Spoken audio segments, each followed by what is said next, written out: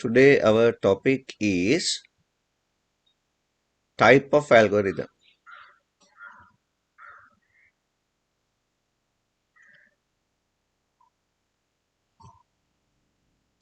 Type of algorithm.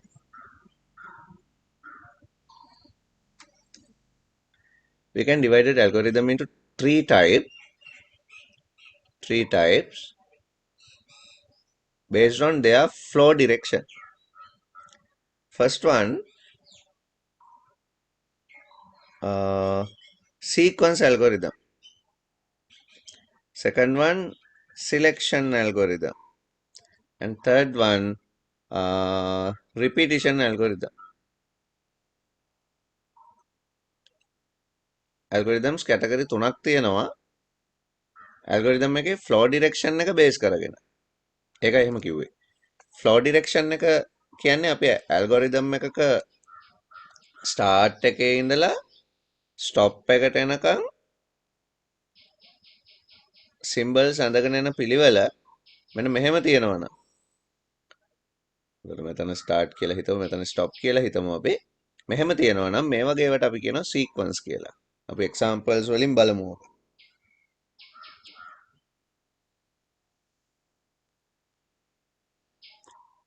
ඊට පස්සේ selection algorithm වලදී decision box එකක් through flow එක දෙකකට බෙදලා ආපහු මොනවා හරි එකකින් පස්සේ මේ දෙක එක තැනකදී හම්බ වෙලා stop එකට එනවා. මෙතන start මෙතන stop. අන්න ඒ වගේ ඒවාට තමයි අපි කියන්නේ selection කියලා. yes එකයි no එකයි දෙකම එක තැනකදී ආපහු හම්බ වෙන්න ඕන. හම්බ වෙනවා නම් එන selection. repetition කියන්නේ මම මේ නිකන් අපි flow chart එක ඇඳහම ඒකේ තියෙන නිකම්ම flow chart එකේ පෙනුම බලලා තමයි මේ වැඩේ කරක් කියන්නේ. හරි? පස්සේ බලමු අපි detail මොනවද කොහොමද මේක වෙන්නේ කියලා. decision box එකකින් එක පැත්තක් මෙහෙම එක දිහාකට එනවා අනික වෙන පැත්තකට යනවා නම් මෙහෙම කැරකිලා yes එක පැත්තකට no එක පැත්තකට කොහොම හරි yes no දෙපැත්තකට යනවා නම් මෙන්න මේ වගේ වෙලාවට අපි කියන්නේ ඒවට repetition කියලා. එතකොට type of algorithm කියලා අපි කතා කරන sequence selection repetition ඔන්න ඔය කියන ස්ට්‍රක්චර් වලින් තමයි අපිට දකින්න හම්බ වෙන්නේ. එතකොට අපි examples එක බලන්න ඕන කොහොමද sequence එකක් හැදෙන්නේ, කොහොමද selection එකක් හැදෙන්නේ, කොහොමද repetition එකක් හැදෙන්නේ. What are the purposes? ඒවා අපි බලන්න ඕන මේකෙදි.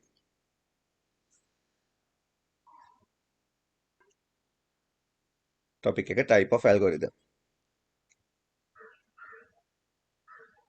There are three type of algorithms based on their flow direction. They are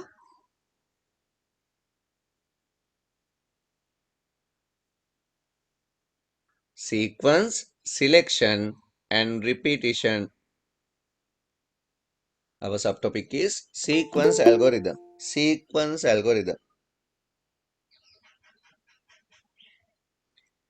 An algorithm is a step-by-step process, and the order of those steps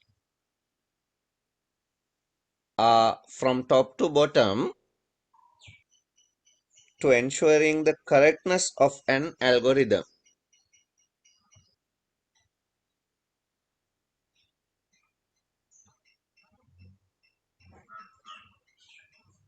අපි බලමු example එකකුත් එක්ක. example sequence algorithm එකකට හරි. example for sequel algorithm. දැන් sequence එකක් අපි හදද්දී මම කිව්වා ඒකේ step by step procedure එක top to bottom තියෙනවා නම් විතරයි ඒක sequence එකක් වෙන්නේ. කොහෙටවත් වෙන පැත්තකට හැරෙන්න බෑ. example එකක් ගත්තොත් find the area of a circle. අපි ඒ වගේ පොඩි example එකක් ගමු. find area of a circle. දැන් අපි circle එක area එක හොයන්න නම් start මෙහෙම තැනකට එනවා. ස්ටාර්ට් එකකට එනවා. ස්ටාර්ට් එකේදී ඇල්ගොරිදම් එක පටන් ගන්න වෙලාව. ඊළඟට මේ ඇල්ගොරිදම් එකේදී අපිට මෙන්න මෙහෙම දෙයක් ගැනත් කතා කරන්න වෙනවා. අපි මෙන්න මෙහෙම උඩින්ම process box එකක් දාලා variable constant declaration කියන process එක කරන්න ඕන. මොනවද variable constant කියන්නේ? variable and constant. program එකක් ඇතුලේ අපි දැනට දන්නේ නැති unknown variables කියලා තියෙනවා. දන්නේ නැති ඒවා. දැන් මේ program එකේ මට r කියන variable එක හොයාගන්න ඕන. ඒක දන්නේ නැහැ. r වල value එක දැනට 0. මේකේ මම area එක හොයාගන්න ඕන. a දන්නේ නැහැ. දැනට 0. ඒවා තමයි variable කියලා කියන්නේ. මම මේකේ දන්න දේකුත් තියෙනවා. අපි දන්නවනේ circle based calculation වලදී අපිට pi කියලා constant එකක් ඕන වෙනවා කියලා. pi equal 22 divided by 7. දැන් මේක අපිට කම්පියුටර් ප්‍රෝග්‍රෑම් එකක represent කරන්න විදිහක් නැති හින්දා මං variable එකක් ගන්නවා. ඒකටත් pi කියලා. pi equal 22 divided by 7. මෙන්න මේ පළවෙනියටම අපි ෆ්ලෝ chart එකක් අඳිද්දී මෙන්න මේ කරන process එකට කියනවා variable and constant declaration. variable and constant declaration. විචල්්‍ය සහ නියත වෙන් කිරීම. ඕක අනිවාර්යෙන් කරන්න ඕන වැඩක්. ඒ වගේම දැන් program එකෙන් එතනින් එහාට යන්න නම් අපේ assumption පෙන්වන්නත් ඕන. I assume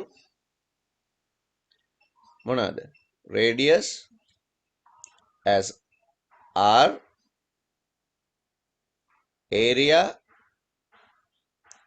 as a,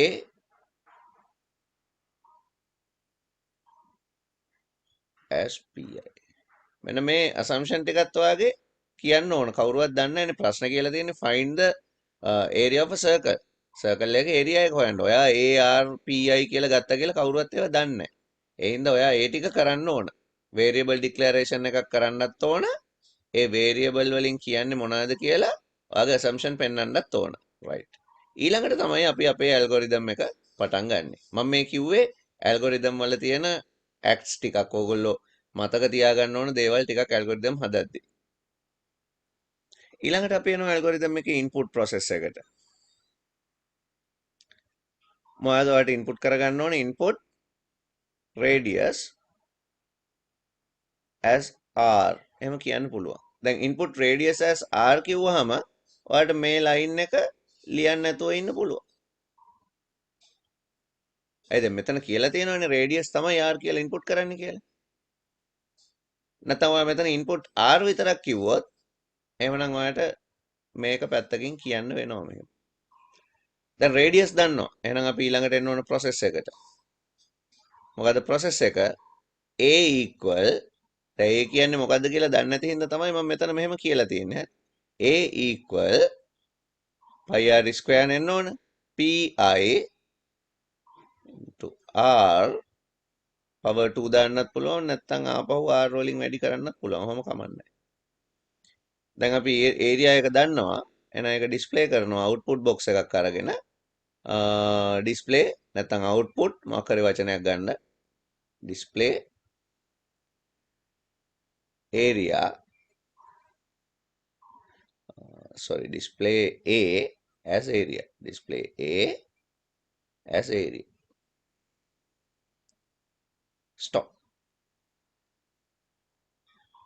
මේ තියෙන sequence algorithm එක. බලන්න ඒකේ top to bottom order එකක් තියෙන්නේ. එච්චරයි. අන්න example එක පළවෙනි එක ලියා ගන්න. අපි try කරමු තව example එකකට.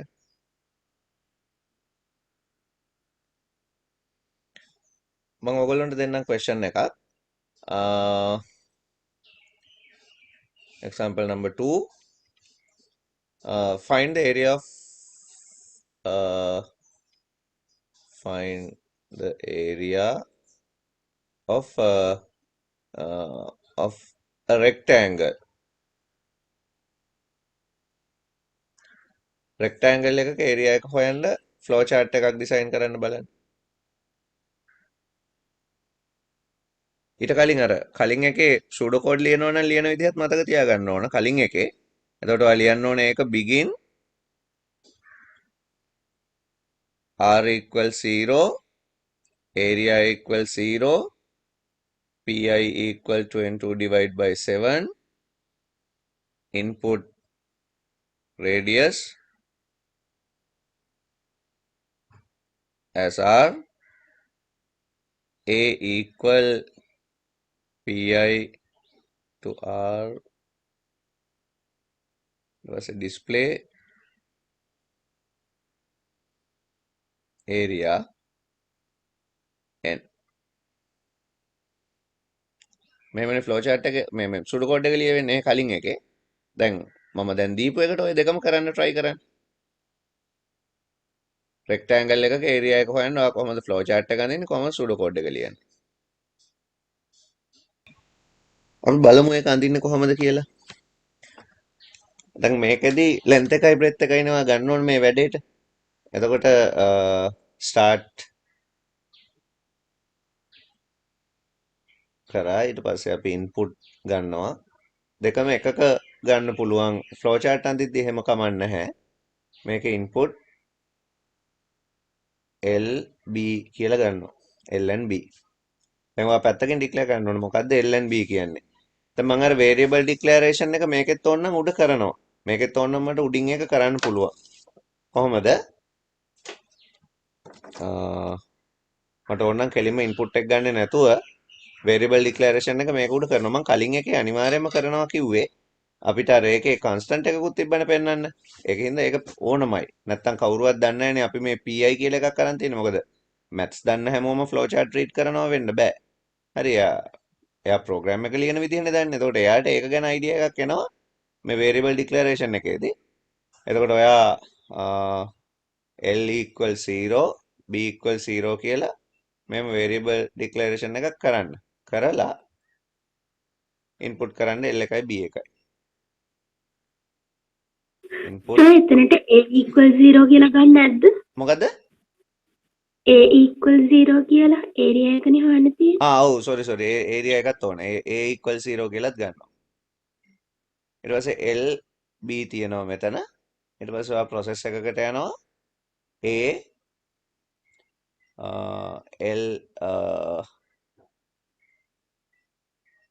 L multiply කරාම හරිනේ B වලින් multiply B කියලා දානවා දාලා output එක විදිහට දැන් මේ sequence වල එකම process එකක් එතකොට තියෙනවා ওই විදිහමයි step ටික ලියන්නේ මෙතනට අපි print නැත්නම් display area A කියලා දානවා දාලා stop කරනවා ඉතින් මේකේ pseudo code එක ලියද්දි begin කියලා ගන්නවා ඊට පස්සේ variable declaration ටික දානවා flow chart එකේ යන්දා නම් ඒක දාන්නම ඕන ඊළඟට මෙතන ලියනවා input length input depth A equal L multiply B display A n ඔය විදිහට දාලා ලියන්න පුළුවන් ඉතින් sequence algorithm කියන જાතිය හරි ලේසි මේක තමයි simple ම algorithm එක මේ වගේ algorithm exam එකට එනවා අඩුයි හැබැයි exam එකට එන්නේ අනික් ಜಾති දෙකේ algorithm දැන් අපි ඊළඟට බලන්න යන්නේ selection algorithm එකක් කොයි වගේද අපි ඒ වගේව කොහොමද අඳින්නේ කියලා දැන් මම කිව්වා selection algorithm එකකදී decision box එකක් එක්ක decision එකකට යන්න වෙනවා කියලා දැන් selection එකක් අපි අඳින්න try කරමු මොකද්ද මේ selection එකක් කියන්නේ දැන් sequence එකක් නම් ඔයගොල්ලෝගේ ටෙක්ස්ට් එකෙත් කියලා තියෙන සීක්වන්ස් එකක් නම් නිකන් පඩි පෙළක් උඩ ඉඳලා පාතට බැහැගෙන යනවා වගේ වැඩක් මෙහෙම කියලා. මෙතන ඉන්නවා මෑන් කෙනෙක්. එයා මෙතනට එන්න නම් එයා මේ සීක්වන්ස් එකේ එන්න ඕන පාතට. ඩිසිෂන් නෑ මොනවත්. හැබැයි මේ සිලෙක්ෂන් එකක් කියන එක ගත්තාම සිලෙක්ෂන් එකක ඩිසිෂන් එකක් මොනවා හරි බූලියන් ඩිසිෂන් එකක් yes ද no ද true ද false ද ඒ වගේ decision එකකට එන්න වෙනවා. දැන් example එකක් විදිහට ගත්තාම කවුරු හරි කෙනෙක් අපි හිතමු අපි හිතමුකෝ එයා කොළඹ ඉඳලා එයාගේ රූට් එක from Colombo to Kandy. දැන් එයා කොළඹ ඉඳලා මෙහෙම එනකොට එක තැනකදී හම්බ වෙනවා මෙහෙම පාරවල් දෙකක්.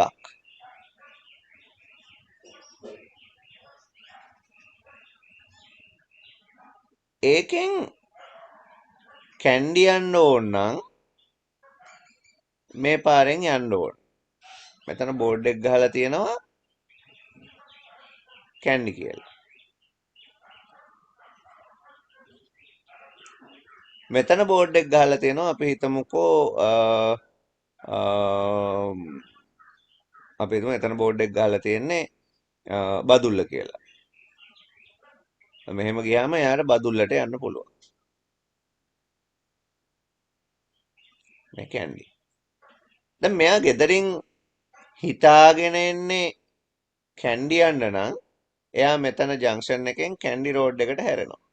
හැරිලා එයා කැන්ඩි එකට යනවා. එයාගේ process එක ඉවරයි මෙතනින්. එයාගේ destination එක කැන්ඩි.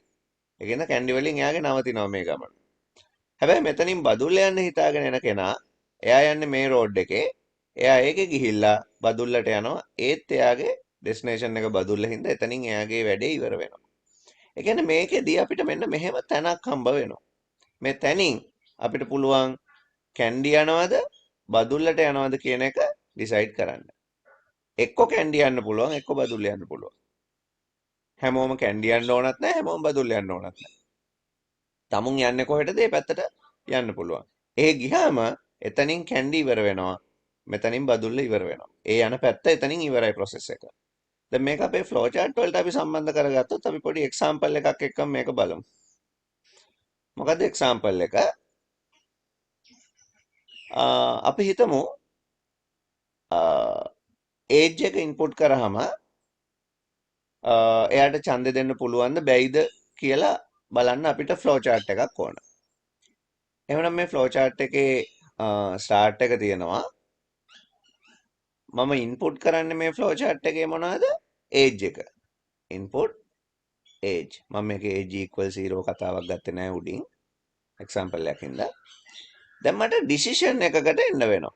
මෙන්න අපි decision box කියලා જાතියක් පාවිච්චි කරන්න යනවා.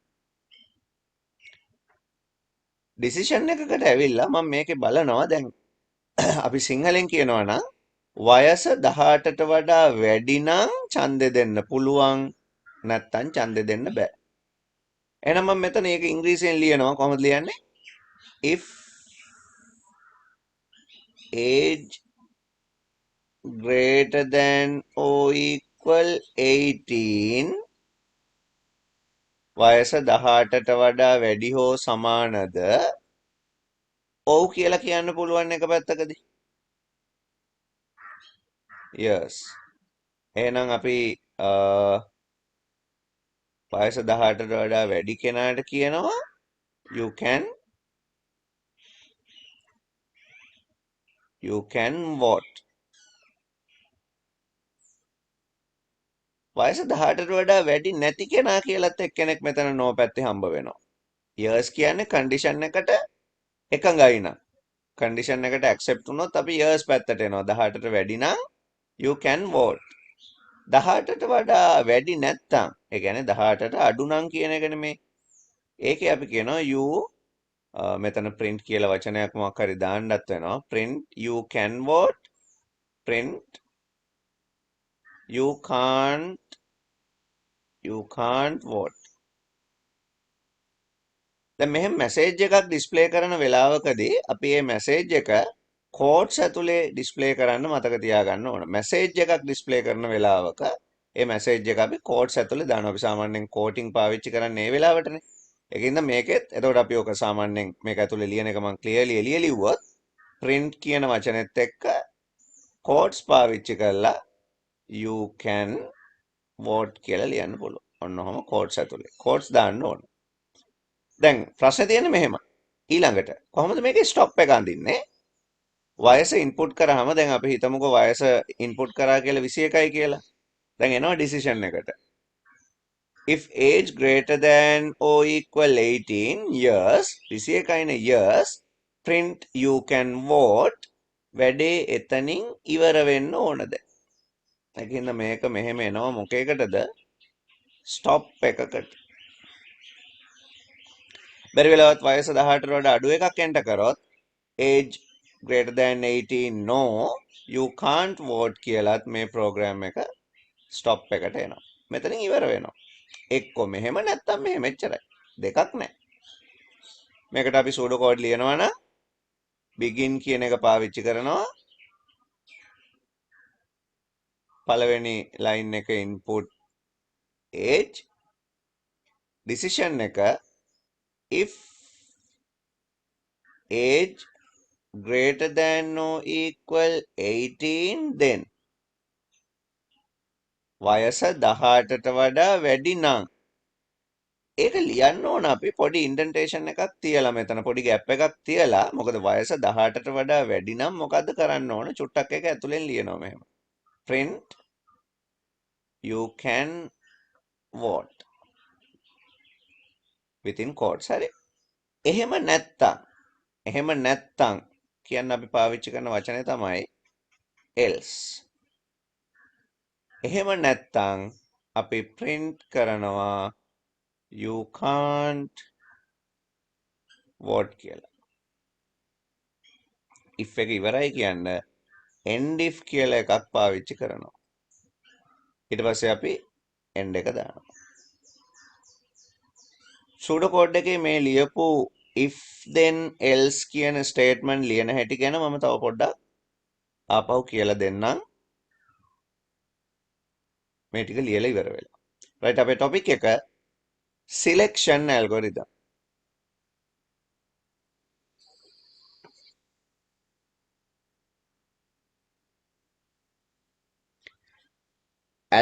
an algorithm can use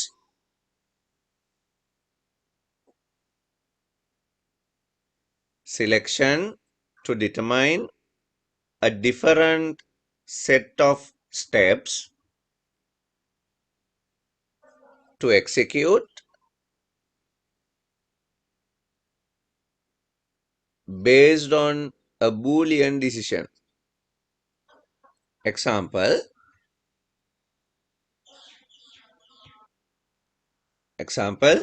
display message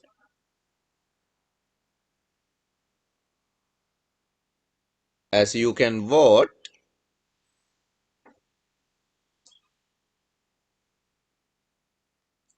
if given age is greater than or equal 18. අදට example flowchart එකයි pseudocode එකයි දෙකම ලියා ගන්න. දැන් මේ සමහර වෙලාවට flowchart අඳිද්දී years no දෙපැත්තෙම මොනවත් item ඒ කියන්නේ years එක්ක years වල එක්ක no වල මොනවත් item නැති වෙන්න පුළුවන්. දැන් example එකක් විදිහට ගත්තොත්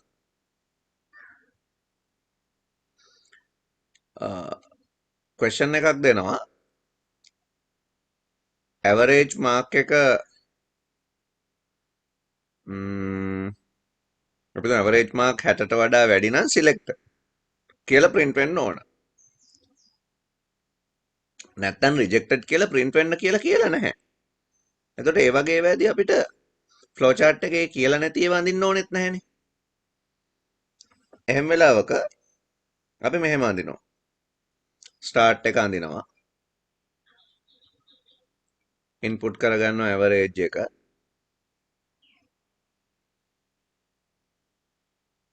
ඊළඟ decision එකකට එනවා if average greater than 60 years කියන පැත්තට එනවනේ මෙහෙම දැන්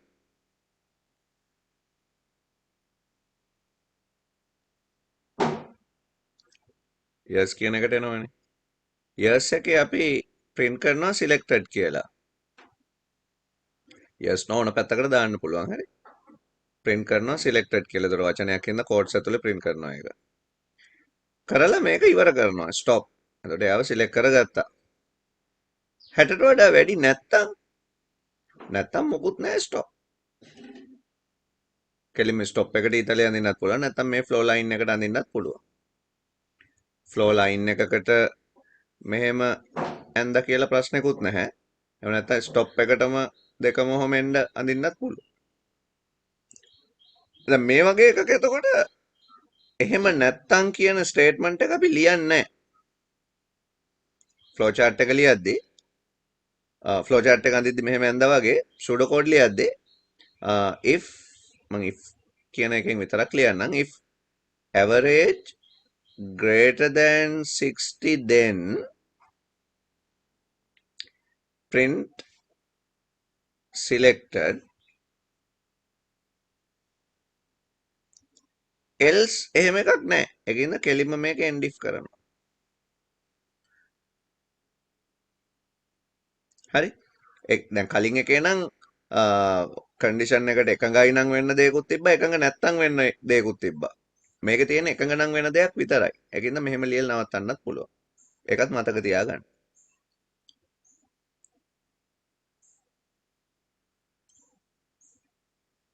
අපි තව ක්වෙස්චන් එකක් බලමු. ඕගොල්ලෝ කරන්න ඕන.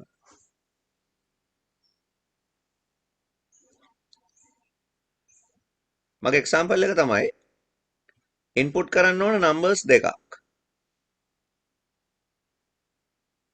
ඔයා ඒ ඉන්පුට් කරන නම්බර්ස් දෙකෙන් දැන් අපිට සිලෙක්ෂන් ඇල්ගොරිතම් ගොඩක් කතා කරන්න වෙනවා. ඉන්පුට් කරන නම්බර්ස් දෙකෙන් largest number එක හොයන්න ඕන.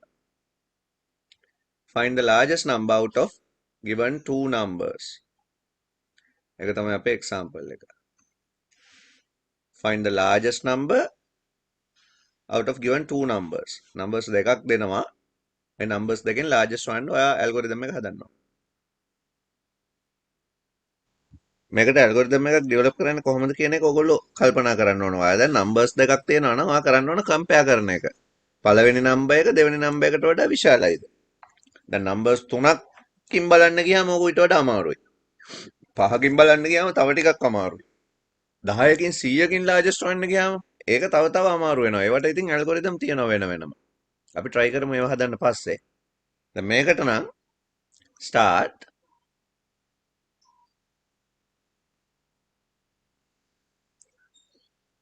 මම variable දෙකක් ගන්නම් n1 number 1 එකට n2 කියලා number 2 එකට. හරි. input කරනවා n1 n2. දැන් decision එකකට එනවා. if n1 greater than n2. yes no. yes මෙහෙට දාමු no මෙහෙට දාමු. n1 එක n2 එකට වඩා විශාලයි නම් ඒකනේ yes කියන්නේ. if n1 greater than n2 then print කරනවා අපි n1. n1 කියන වචනේ නෙමෙයි print කරන්න ඕනේ n1 වල value එක. මේ number එක ලොකුයි කියලානේ අපිට පෙන්වන්න ඕනේ. ඒකෙන්ද මම නිකන් n1 විතරක් දානවා. එහෙම නැත්නම් print කරනවා n2 එක. මේ දෙකේ stop එකට එනවා. simple selection එක.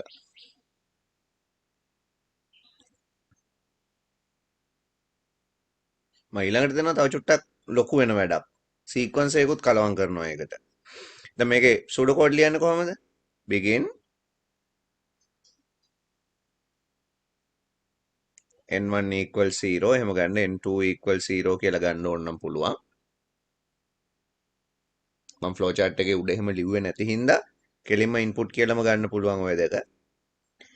variable declaration එක ලොකු program ලියද්දි නම් කරන්න ඕන. පොඩි ඒවට එච්චර ඒක ගාණක් නැහැ.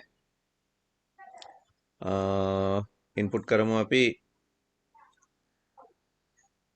n1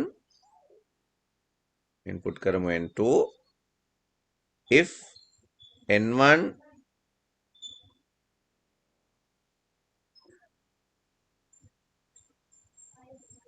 greater than n2, then print n1, එහෙම නැත්නම් else print n2, and if n. ඔය විදිහට ලියන්න පුළුවන්.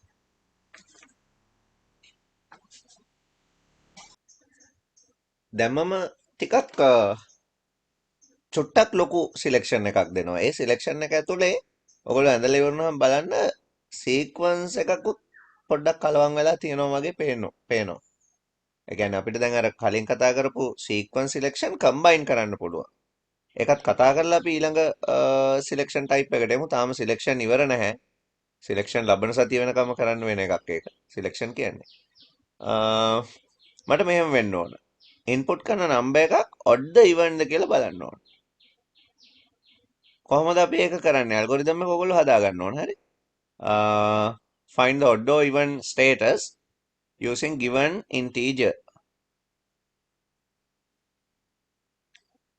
Find odd or even state using given integer. Integer එකක් input කරාම ඒක odd ද even ද?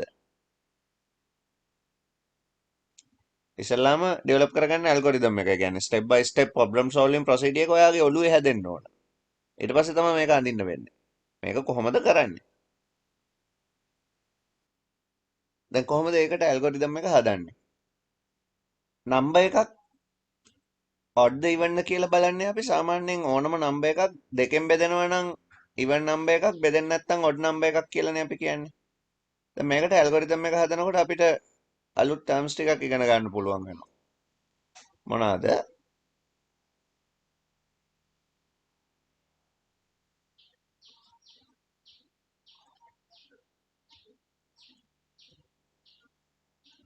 මම මේකෙදි start එකේ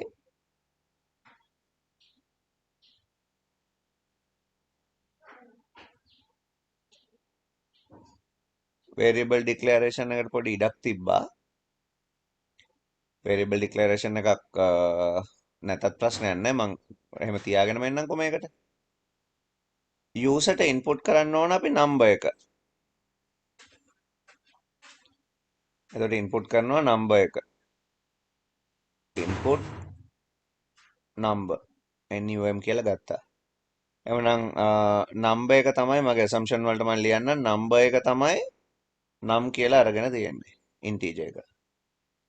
එහෙනම් දැනට මේ number එක 0.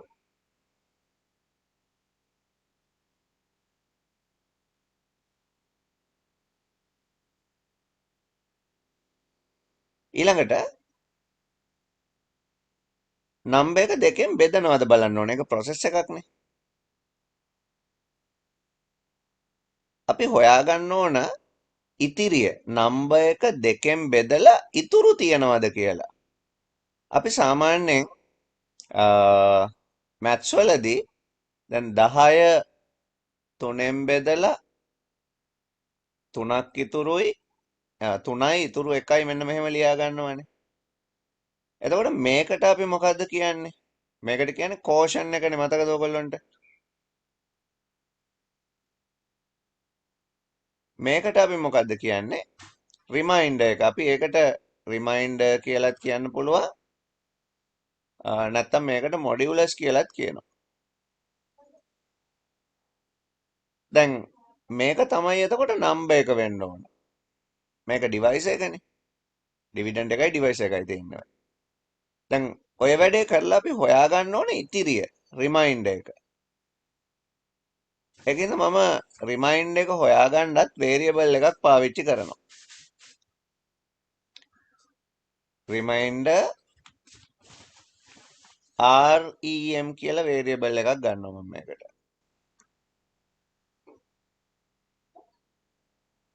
equal 0. දැන් මම reminder එක හොයාගන්න ඕනේ. සමානයි මේ input කරන number එක සාමාන්‍යයෙන් මම reminder එක හොයාගන්න පාවිච්චි කරන mathematical function එකට කියනවා අපි excel වලදී මේක ඉගෙන ගත්තා. මතක ඇති ඔයගොල්ලන්ට mod modulus. එහෙනම් මම මෙතන ලියනවා number එක mod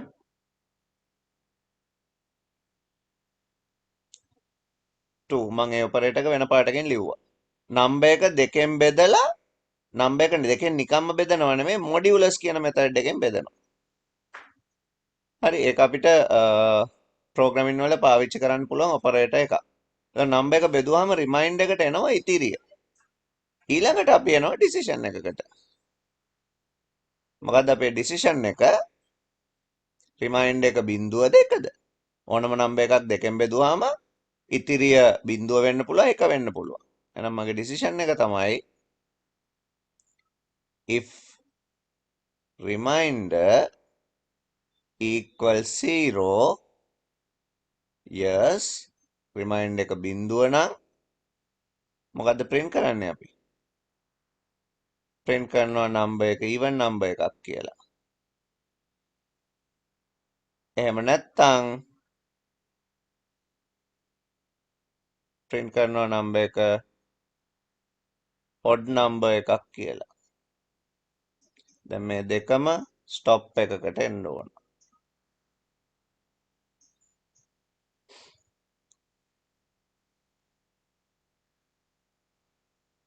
දැන් මේකෙදි මේ flow chart එකේ top part එක මෙන්න මේ ටික. මේ ටිකේ තියෙන්නේ sequence ගතිය. මේ ඊළඟ part එක තමයි selection එක තියෙන්නේ. එතකොට මේ flow chart එක sequence plus selection කියන දෙකම තියෙන flow chart එකක් කියලා අපිට අඳුර ගන්න පුළුවන්.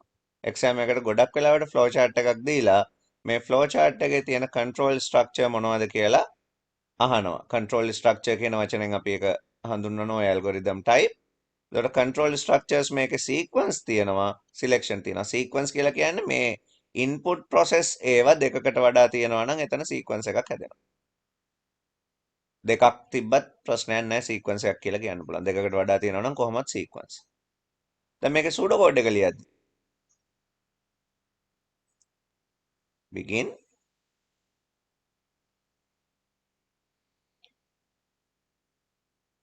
number equals 0 reminder equals 0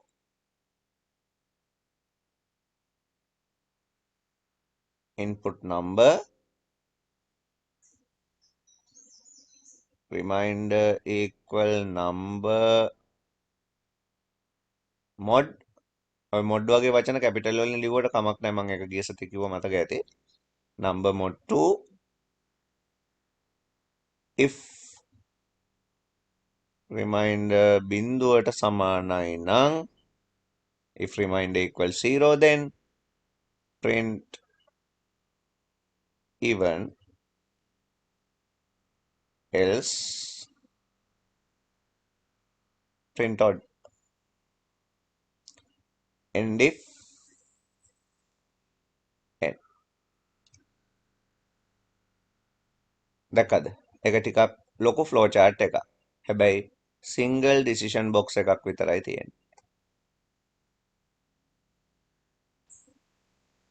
දැන් මේත් එක්කම තව එකක් මම කියන්නම් අපි flow chart එකක් ඇඳගෙන යනකොට ඉඩමදි වුණොත් අඳින්න flow chart එකක් අඳිද්දි ඉඩමදි වුණොත් එතන මෙතන ඇඳ දැන් කොලේ ඉඩමදි කියලා එහෙමනම් අර connectors කියන symbol එක මෙතනට පාවිච්චි කරන්න පුළුවන් මම පාවිච්චි කරලා අලුත් පිටුවකට ඇවිල්ලා